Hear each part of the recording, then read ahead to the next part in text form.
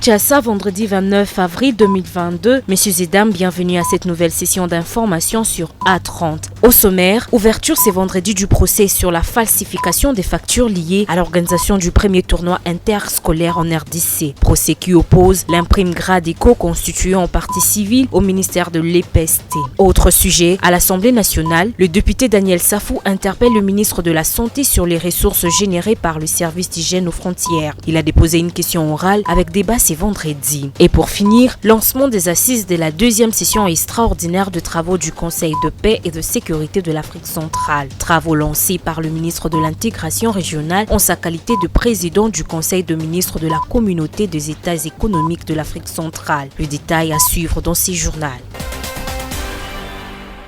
En séjour à Lubumbashi, dans la province du Haut-Katanga, le chef de l'État Félix-Antoine Tshisekedi Tshilombo a échangé le jeudi 28 avril 2022 avec le chef traditionnel de deux communautés du Grand Katanga et du Grand Kasaï. Cette entrevue a permis aux deux communautés de porter un jugement de valeur sur les débats du jour. Ainsi, au nom de la délégation du Grand Katanga, le chef Sakumu Nandundu a relevé et mis à nu la raison de la pompe de discorde entre les deux parties impliquées dans ces différends. Pour les sons des cloches de la partie kassaïenne, Dixit les chefs Lemé Balemba, l'expression est à la joie de la vie en communauté qui a toujours caractérisé les deux communautés depuis plusieurs années. Au bout de cet échange entre les chefs de l'État et ses hôtes, les deux têtes de proue de deux communautés en face ont salué à juste raison l'implication personnelle du président de la République en bon sapeur-pompier dans l'aboutissement sans casse du chaud différent entre les deux communautés inéluctablement à cohabiter l'une à côté de l'autre tant qu'elle les voudra leur destin de la vie en société. Question orale avec... Le député national Daniel Safou a déposé ce vendredi 29 avril 2022 à l'Assemblée nationale une question orale avec débat adressée au ministre de la Santé publique, Hygiène et Prévention. À travers cette démarche, l'élu de Moamba va avoir des éclaircissements sur les ressources générées par les services d'hygiène aux frontières, services sous tutelle du ministère de la Santé. Poser une question orale avec débat adressée au ministre de la Santé publique. Les problèmes, en bref, nous voulons voir clair si les recettes que réalise un service de ces ministères. Ce pays a beaucoup de sources de revenus qui sont ignorées et mal contrôlées. Il existe le service national d'hygiène aux frontières qui perçoivent les taxes et redevances sur les conteneurs de 20 à 40 pieds à l'importation. Nous voulons savoir où vont ces recettes. Voilà dans un premier temps ce que je peux vous dire à cet instant. Je vous remercie. Deux projets de ratification ont été examinés en seconde lecture au cours de la plénière de ce jeudi 28 avril au Sénat. Le premier, le projet de loi portant ratification de la Convention des transfèrements de personnes condamnées entre la Belgique et la République démocratique du Congo. Et le second, relatif à la Convention d'entraide judiciaire entre Bruxelles et Kinshasa. Ils ont été présentés devant l'Assemblée plénière de la Chambre haute du Parlement par le vice-ministre de la Justice, Amato Bebayouba Siré, qui a donné les avantages de ces projets de loi. Cette convention viendra réduire la compétence universelle de la Belgique, dans la mesure où désormais, pour poursuivre, il faut obtenir l'accord de la RDC pour les infractions qui relèvent de la compétence des autorités judiciaires congolaises. En plus, la RDC pourra désormais poursuivre ceux qui auront commis sur notre territoire les infractions telles que le blanchiment des capitaux, les trafics d'organes, les trafics des enfants et qui se seraient retranchés en Belgique. Au final, le Sénat a adopté ces deux projets qui seront transmis au président de la République pour promulgation. Mes sincères félicitations. Pour nous, ces deux conventions sont très importantes pour la République. C'est d'ailleurs dans le cadre de la protection des droits humains, de la protection de nos compatriotes. Parce que si l'on veut que nos concitoyens, même s'ils sont condamnés, soient bien traités, nous devons encourager ce genre de coopération judiciaire. Il faut noter que face aux préoccupations des élus sur l'état des prisons de la RDC, le vice-ministre de la Justice a mis en avant le programme de réhabilitation des structures carcérales sur toute l'étendue du territoire national. Le vendredi 29 avril 2022, première audience à l'ex-prison centrale de Makala sur les dossiers opposant la société d'imprimerie Gradeco au ministère de l'enseignement primaire, secondaire et technique. À la base de ces procès, selon les avocats de cette entreprise constituée comme partie civile, la falsification des factures établies par Gradeco en rapport avec l'organisation du premier tournoi interscolaire et panafricain de football, facture déposée au ministère de l'EPST. Mais sur place, à la première audience, le collectif des avocats de la partie civile ont sollicité une remise pour un prochain rendez-vous fixé à la date du 10 mai 2022. On a sollicité une remise du fait que les avocats ont été consultés. Nous sommes là un collectif, mais des cabinets un peu confondus.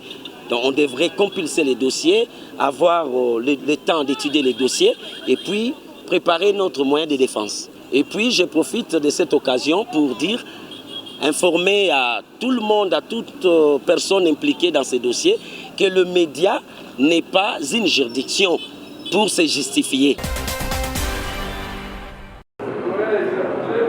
Le ministre de l'intégration régionale et francophonie qui préside le Conseil de ministres de la Communauté des États économiques de l'Afrique centrale a procédé ce vendredi 29 avril au lancement des assises de la deuxième session extraordinaire des travaux du Conseil de paix et de sécurité de l'Afrique centrale. Devant le ministre de la coopération régionale ainsi que des officiers généraux de la police et de l'armée, membres de la CEAC, Didier Mazenga a appelé les participants à la transformation de COPAX en vue de les doter véritablement de moyens de sa politique.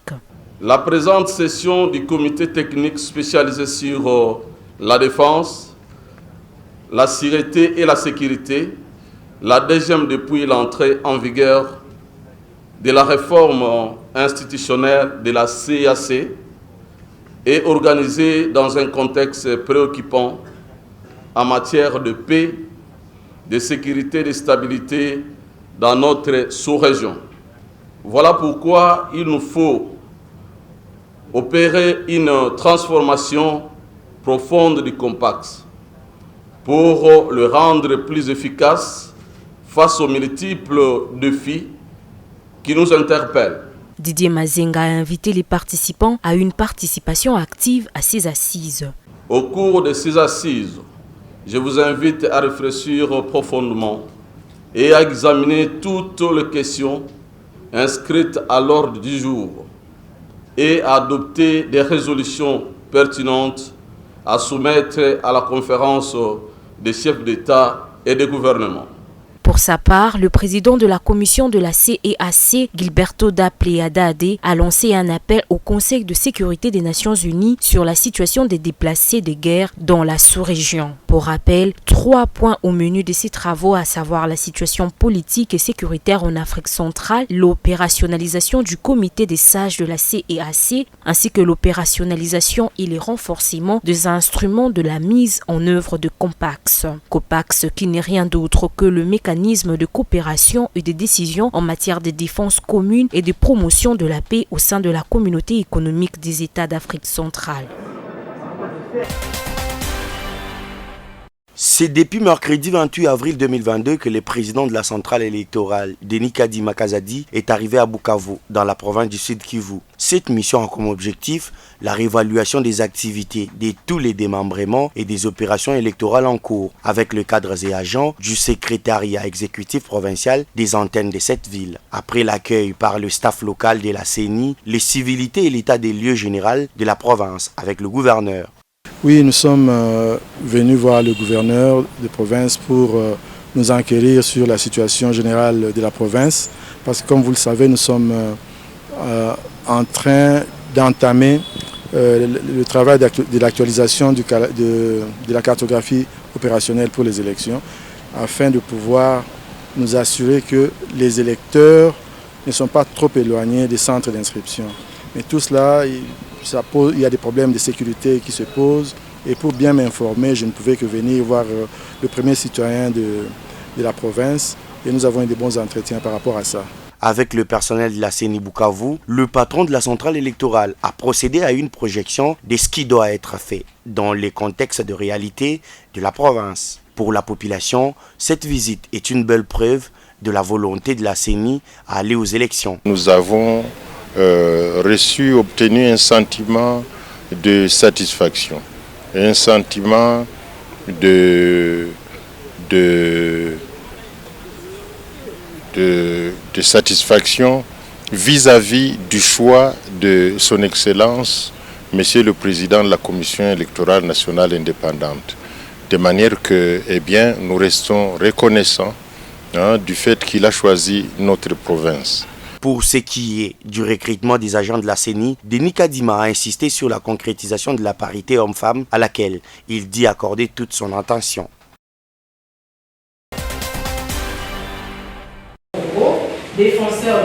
Obtenir la participation de la femme au même pied d'égalité que l'homme aux instances des prises de décision dans le mécanisme de paix, tel est l'objectif poursuivi par le mouvement Rien sans les femmes.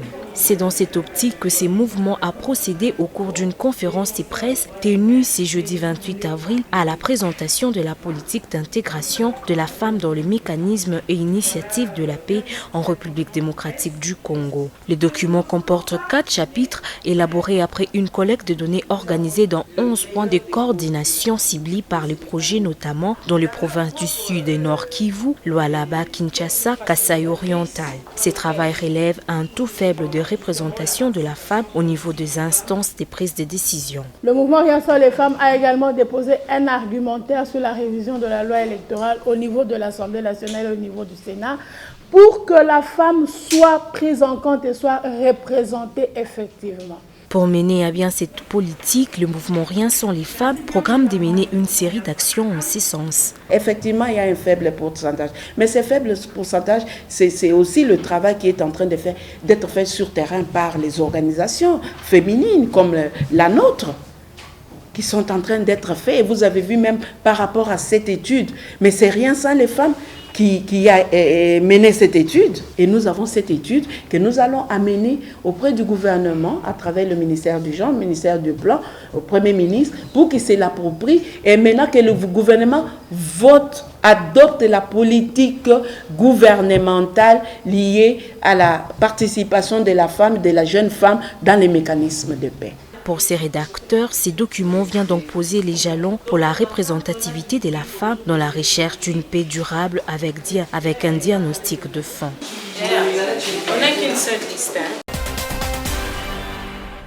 Des journalistes à l'école pour s'y réarmer sur les typologies de fake news, ses effets néfastes et comment les identifier et éviter de tomber dans le piège d'y recourir. Voilà qui était au menu de l'atelier de 2 jours organisé par l'association de médias d'information en ligne de la RDC, 1000 RDC en sigle. Des journalistes ont été outillés sur le fact-checking, comprenez par là le méthode d'identification, de repérage, des vérifications de l'authenticité des informations, images et autres éléments fake. Au deuxième volet de cette séance d'actualisation de connaissances, les journalistes membres de 1000 RDC ont eu à s'y pencher sur le droit d'auteur et droits voisins quant au contenu qu'ils offrent, mais aussi quant à l'usage qu'ils font de contenus auxquels ils ont recours dans le cadre de l'exercice au quotidien de leur métier. Ainsi, 1000 RDC, appuyé par Internews, réitère sa volonté de voir le média d'information en ligne renforcer leurs capacités pour mieux répondre aux besoins du grand public. Quand on sait qu'aujourd'hui, les études menées démontrent que 35% de la population congolaise s'informe via Internet.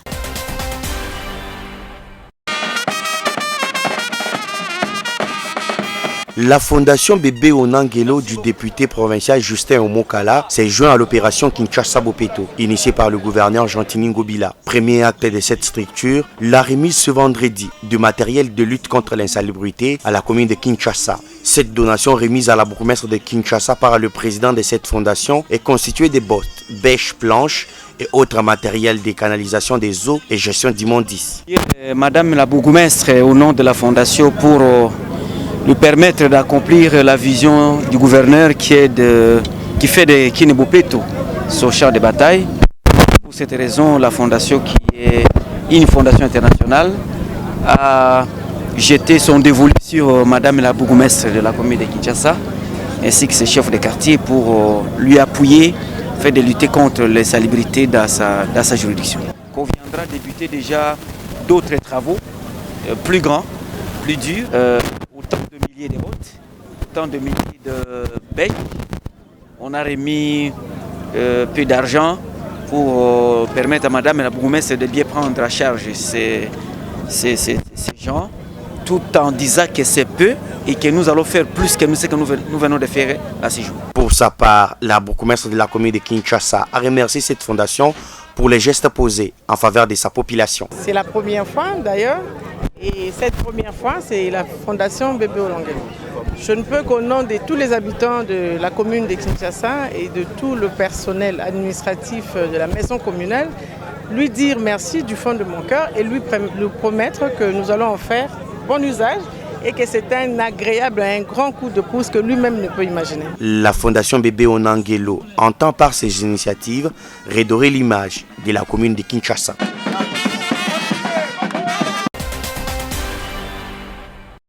Merci de nous avoir suivis. L'information reste en continu sur le www.actu30.cd.